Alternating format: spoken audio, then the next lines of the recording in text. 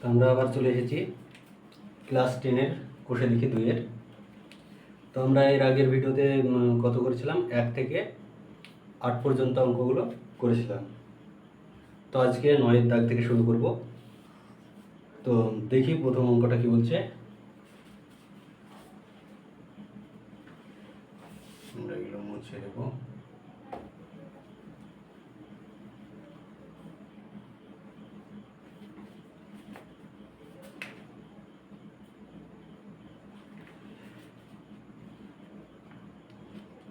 একটি কৃষি সমবায় সমিতি তার সদস্যের বার্ষিক 4% সরল সুদের হারে কৃষি ঋণ দেয়। তাহলে সমবায় সমিতি দিচ্ছে 4% হারে কৃষি ঋণ, কিন্তু ব্যাংক থেকে টাকা ধার নিতে গেলে 7.4% হারে সরল সুদ দিতে হয়। ব্যাংকে দিতে হয় 7.4%। একজন কৃষক যদি ব্যাংক থেকে টাকা ধার না করে সমবায় সমিতির সদস্য হয়ে সমিতি থেকে 5,000 টাকা ধার ঋণ নিতেন, তবে তার বছরে সুদ বাবদ কত টাকা বাঁচত? তো অঙ্কটা আমরা দুইভাবে করতে পারি। একবার 4% হারে টাকা বের করে, আর একবার 7.4% হারে টাকা বের করে তারপর দুটোর মাইনাস করলে পরে কত টাকা বাঁচবে বেড়ে যাবে। তো আমরা কত সহজে করতে পারি সেই চেষ্টাটাই করব। দেখো, তাহলে ব্যাংকের ঋণের বার্ষিক সুদের হার কত?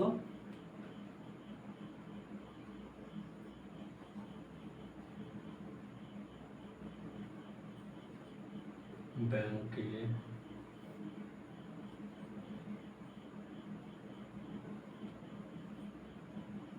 সুদের হার 7.4%, এবং সমবায় সমিতিতে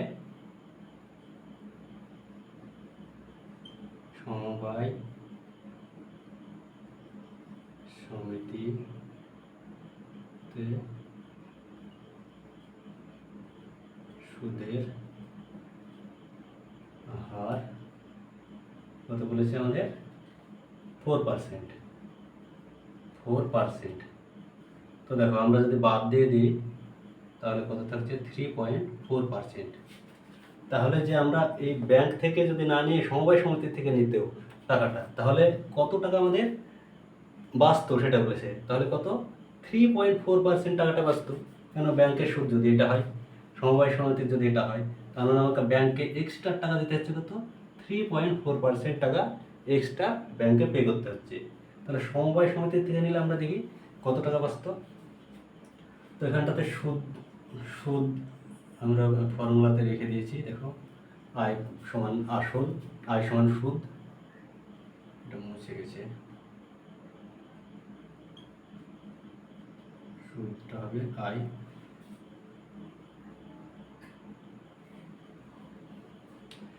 দেখো, আমরা জানি যে আই ইকুয়াল টু P/T/100।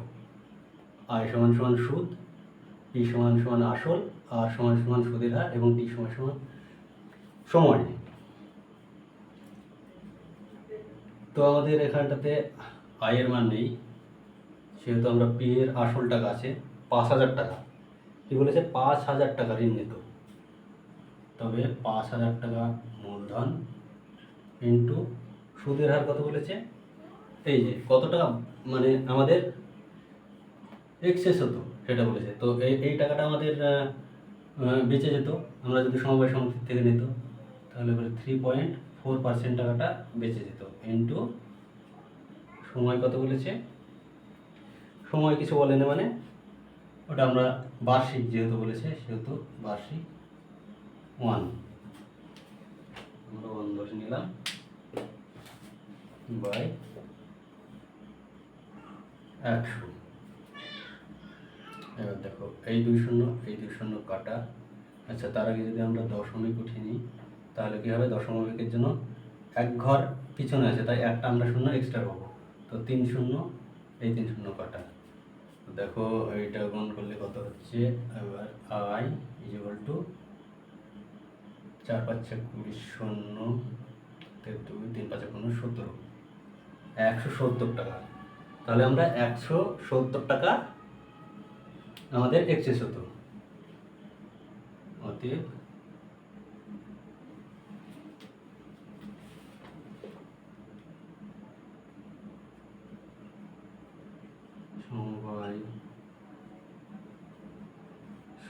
যদি থেকে টাকা নিলে কত 170 টাকা বেঁচে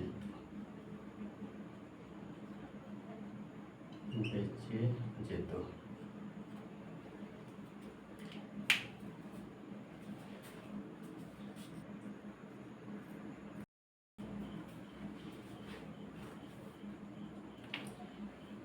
দশের অঙ্কটাকে বলছে দেখো, যদি 292 টাকার একদিনের সুদ 5 পয়সা হয় তবে বার্ষিক শতকরা সরল সুদের হার হিসাব করে লিখি।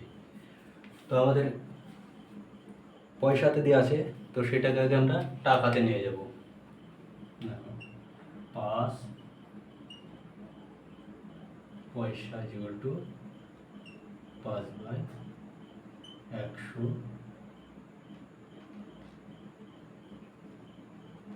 টাকা, এবং একদিন আছে সেটাকে যদি আমরা বছরে হিসাব করি তাহলে একদিনকে যদি বছরে আমরা হিসাব করি তাহলে আমরা কিভাবে করব, 1/365 একদিন সমান সমান এত বছর দিন বছর। তাহলে দেখি আমরা এবার ফর্মুলাটা কি আছে, আই ইকুয়াল টু সুদ ইকুয়াল টু আছে এখানে, সুদ বা আই সমান সমান পি আর টি বাই 100।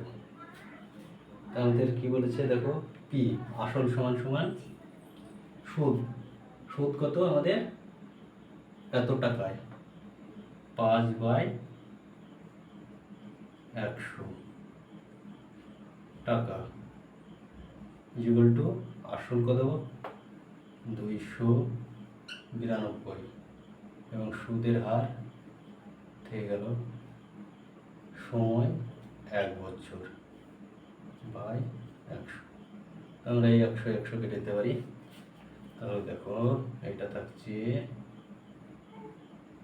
292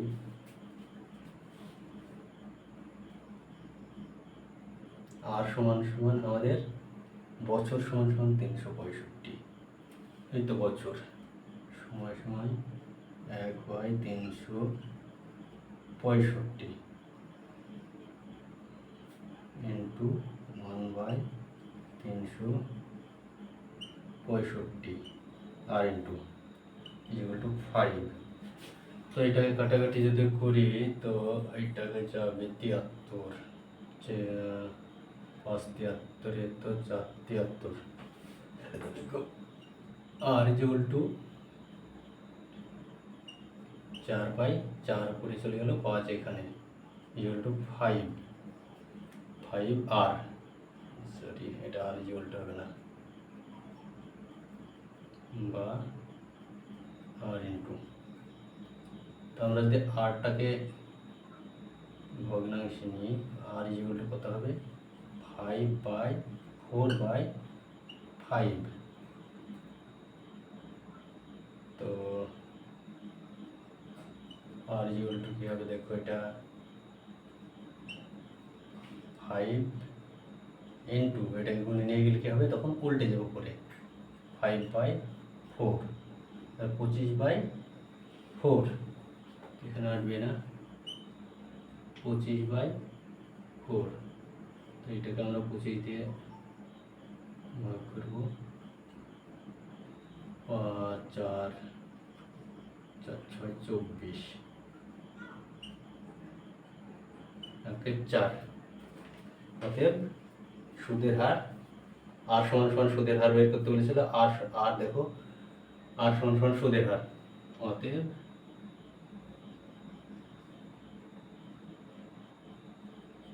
বার্ষিক সুদের হার সমান 0.61514%।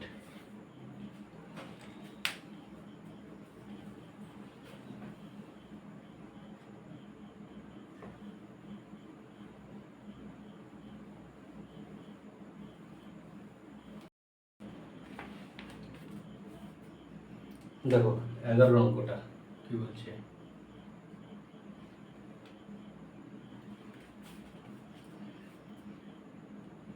বার্ষিক 8% হারে সরল সুদে কত টাকা 600 টাকার সুদ 168 টাকা হবে হিসাব করে লিখি।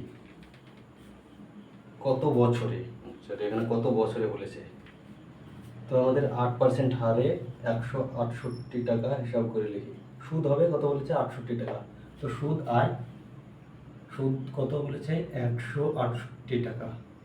তো আমরা ফর্মুলা এখানে করা আছে, I is equal to PRT by 100, বা আমরা বাংলাতেও লিখতে পারি সুদ ইজিক্যাল টু আসল সুদের হার ইন্টু সময়। তো দেখো আমাদের সুদের আসল টাকা কত বলেছে, 600 টাকা। তো সুদ ইজিক্যাল টু, এইটা সুদ যদি হয় আই, তো সুদ ইজিক্যাল টু কত, আসল 600 টাকা, পি সমান সমান আসল এবং আর সমান সমান সুদের হার ইন্টু কত বলেছে দেখো 8%, 8% এবং কত বছর সেটা আমরা জানি না, সেহেতু আমরা টি লিখে রাখবো ভাগ 100। আমরা 290 কেটে দিই, তো 6 48, 48 বছর গণন যদি করি, তো দেখো কত আসছে, 48 টি ইজিক্যাল টু 168, টি ইজিক্যাল টু 168 48। 12 দিয়ে যদি এটাকে কাটি, তো দেখো কত হচ্ছে, 12কে 12, 4 12 48, 12কে 12, 4 14, আবার এটাকে কাটবে, দেখো 2 2 4, 7 2 14। তো আমরা এখানে লিখে দিচ্ছি টি সমান সমান কত হলো, 7/2। তো আমরা এটাকে ভেঙে যদি নিই, 7 দিয়ে 3 2 6, এত বছর।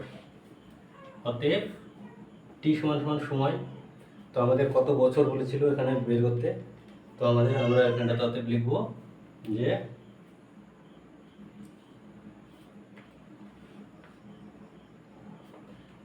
অতএব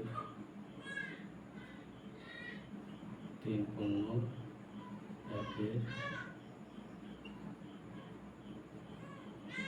বছরে হবে।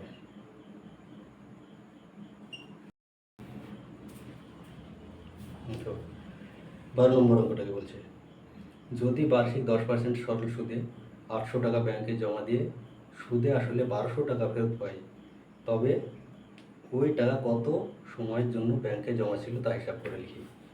তো আমরা সুদে আসলে কত পেয়েছি, 1200 টাকা, কত টাকা জমা দিয়ে, 800 টাকা, তাহলে সুদ কত আমরা এখানেই বের করে নিতে পারবো। সুদ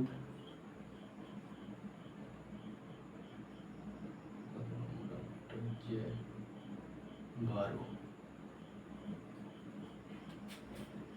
সুদ আমরা পাবো কোথায় থেকে, ইকুয়াল টু আমরা 1200 টাকা পেয়েছি আর জমা দিয়েছিলাম 800, ইকুয়াল টু 400 টাকা সুদ। তো 400 টাকা যদি সুদ পেয়ে যাই, তো আমরা এই ফর্মুলাতে যাবো, সুদ ইকুয়াল টু, তো 400 টাকা দেখো আমরা সুদ বের করলাম, কেন এই টাকাটা আমরা সুদে আসলে পেয়েছি এবং এইটা জমা দিয়েছিলাম, মানে এটার সঙ্গে মাইনাস করলে যেটা ছিল এটাই বাড়তি টাকা, মানে এটাই সুদ। সুদ ইকুয়াল টু, তো আসল কত বলেছে, 800 টাকা, আসল দেখো পি ইকুয়াল টু 800 টাকা ইন্টু সময় আমাদের বের করতে হবে, আর সুদের হার 10% ইন্টু টি সময় বাই 100। আমরা 2 শূন্য কেটে দিলাম এখানে, তাহলে 8 10 80, 80t equal to 400, t equal to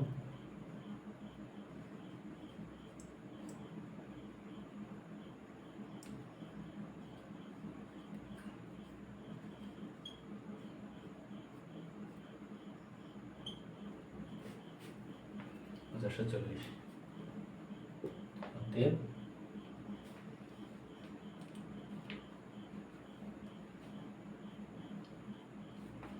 অতএব ওই টাকা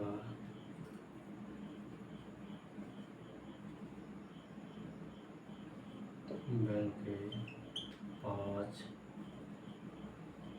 বছর জমা ছিল।